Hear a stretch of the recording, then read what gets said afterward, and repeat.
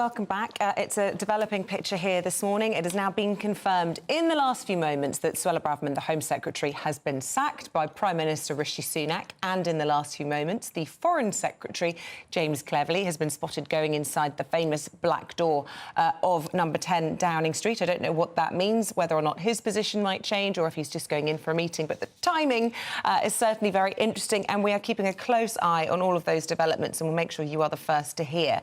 But should we get some reaction to our panel who are here to go through the headline makers this morning? But frankly, there's only one story in town now.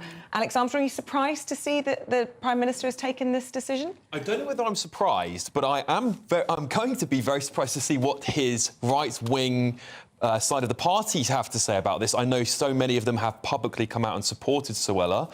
Rishi even said just a few weeks or days ago that he publicly backed Suella Braverman, which famously, whenever a Prime Minister ever says that, they are gone not long afterwards. I mean, you know, given the protests over the weekend and some of the scenes we saw, I'm not shocked that Rishi has taken his stance on removing her. I just don't know how well that's going to play with his base. I don't know how Tory voters are going to feel about it, but let's see. With his base or with... I mean, it's a broad... Well, I mean, yes, I believe there's around 30 to 40 within the Conservative Party big Suella fans, and around twice that within the Conservative Party who now find her to be too much. This is the second time she's been sacked as Home Secretary. Yes, it is, actually. Yeah, she's making a habit of it, isn't it? Third time lucky. I agree completely with Alex. I'm not shocked, because I think he had to do something. I mean, the thing is, she is so obviously out of control. Her rhetoric is out of control. That she's making Rishi Sunak look weak at a time when the Conservative Party and the leader needs to look strong. As Alex has just said, how this is going to play out with the extreme right of the party, if you can use that phrase, and indeed the Red Wall voters, who she was quite popular with. I mean, we saw at the weekend there were lots of people saying, yeah, Suella, she speaks for the silent majority in this country. Well, a lot of them contacting this very programme this morning saying exactly the same thing. And quite embarrassingly, I think at the cenotaph, I think she walked up... With James Cleverly. With James Cleverly, she did, yeah. We should get those pictures and roll them. The wreath yes, she did. together. So, but of course, we don't know that he's accepted any role yet, but he's been summoned to number 10. The question I want to get my head around is, what was the straw that broke the camel's back? I mean, we certainly got the sense, didn't we, from Downing Street, that they were very annoyed about the Times article. You could argue that it was their fault for not double-checking before it went out, if they weren't content with it. But do you think, as some are blaming Suella Braverman directly for the disorder that we saw on Saturday? No. Some people saying that she was fanning the flames. That's Hamza Youssef. And indeed, we've had the Labour leader, Sir Keir Starmer, saying that she demeaned her office and she's done more to stoke hatred than any other Home Secretary. Look, I don't think it is Suella's fault that there was a counter-protest on the weekend. Those protests were organised well in advance. Whether her comments were helpful, that's a very good question to ask people. I genuinely do think that, it's refreshing to see politicians talk about their opinions and to actually give some voice to people who feel they haven't got any. Whether you should do that as Home Secretary is another question to ask. Well, look, I mean, I think there's a lot of people that like Suella Braverman. I've seen a lot of support for her online, and I know GBNEWS viewers, a lot of them will also like Suella Braverman. Whether Rishi's done this because he's looking weak, because he's taken a very weak stance over the weekend, even Boris showed him up, is perhaps maybe one of the reasons you can't show up the main act. He had no alternative. He's the manager of the football team and she's a player. End of. And, if it was Alex Ferguson, Arsene Wenger, whatever, David Moyes, they would be saying, I'm in charge here. I think that's a very good comparison, actually. She's obviously completely out of control. And, the fact that she did the article in the Times on Thursday and they didn't even know about it. If you are the manager of a football team or running a newspaper, you should know what your key players are up to. Yeah. And they didn't know about that. And, whether she speaks for the silent majority or not, I don't know. But her rhetoric is inflammatory. I think I agree that policing is done differently depending on the marches, etc. But I think the rhetoric, and I think another thing that was a nail in the coffin for her was the comment about homelessness being a lifestyle choice.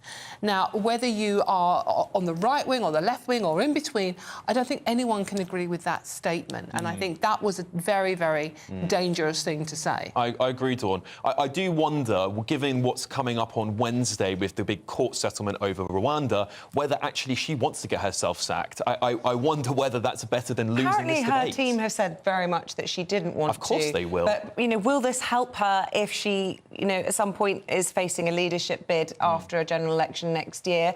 I think probably she's a bit of a martyr now, isn't she, yes. for a certain faction within the party.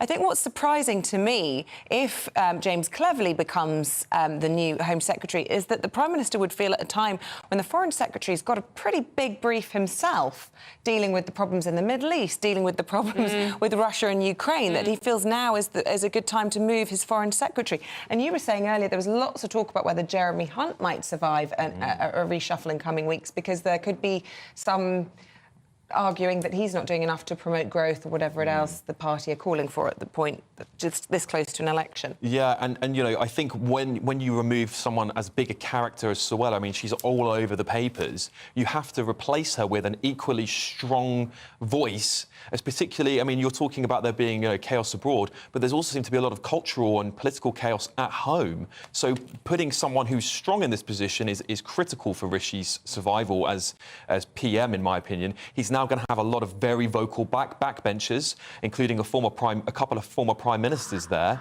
So, he does need to strengthen up his front bench. And I don't know whether Jeremy Hunt actually is the guy that's going to inspire that red wall vote to survive. But the reason I agree with you, I think Jeremy Hunt will be going in the reshuffle, which will probably happen after. Do you think so? Do you not think they learned nothing from the Liz Truss situation, which is that they had to have someone who the city trusted and is doing the city's bidding, which is what Hunt is doing. Yeah, no, I agree, but I mean, is it popular with the voters? And now everything is all out to win that election, which is coming with scary rapidness.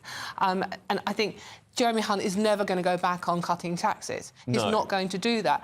It's very unpopular amongst the Tory faithful that we are paying so many high taxes. So I think Rishi probably sees that as a vote winner. And Hunt was always classed as the caretaker of that role. He wasn't seen to be somebody that was there to really march the Tory vote forward. So perhaps he's fulfilled his job as caretaker, and Rishi's going to want a vote winner in for the next election. I don't see Hunt as the vote winner. In fact, he's not actually very popular with the Conservative Party base. Multiple failed leadership attempts. So I do think they will put someone else in as well. Ooh, all very interesting. We will keep a close eye on that famous street and see if we spot any other faces going in and out. But I think that is the strongest signal yet that perhaps James Cleverly could be our new Home Secretary. The question is who would then become Foreign Secretary if he is to move. And we were hearing from Christopher Hope there, lots of new, perhaps younger faces could be drafted in as well. Maybe just Grant Shapps again. I think he's done every job, really, hasn't he? I mean, he's got to get around to it eventually. I mean, Kemi Badenoch is a name that keeps coming up as a young, rising star. She also has... I mean, politics aren't about personality. Obvious, Boris Johnson's illustrated that. But she also has the personality and a presence that maybe people are looking for now. Agreed. It's that silence whilst the meetings are going on in Downing Street, which is unbearable. You're just dying to know what's being said. I'm sure there'll be lots of letters published on Twitter in the next half hour. James Cleverly knew yesterday when they was at the Cenotaph with Suella. Awkward.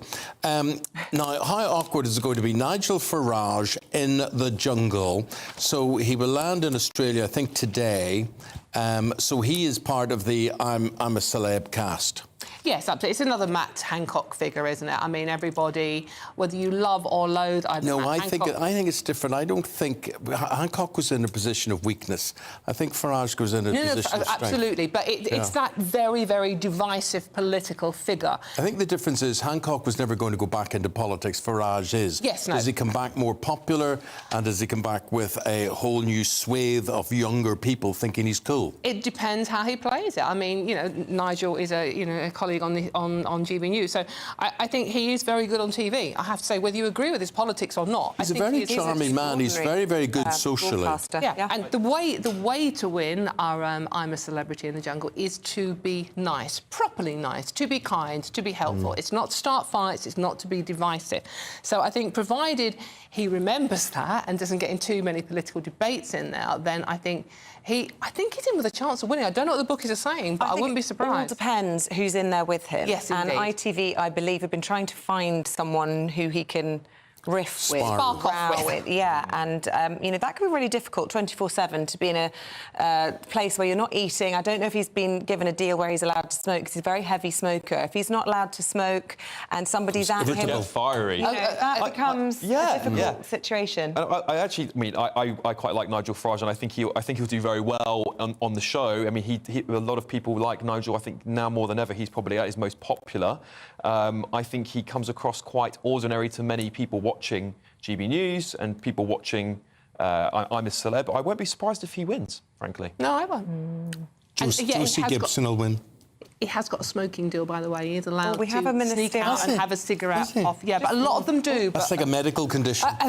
Right. Quick line on the reshuffle. Neil O'Brien has left his ministerial role in the Department for Health and Social Care. Not Neil O'Brien, has he? It's not Neil O'Brien. Neil O'Brien has left his job in government. It's a reshuffle. We didn't know he was in government. Anyway, back after the weather.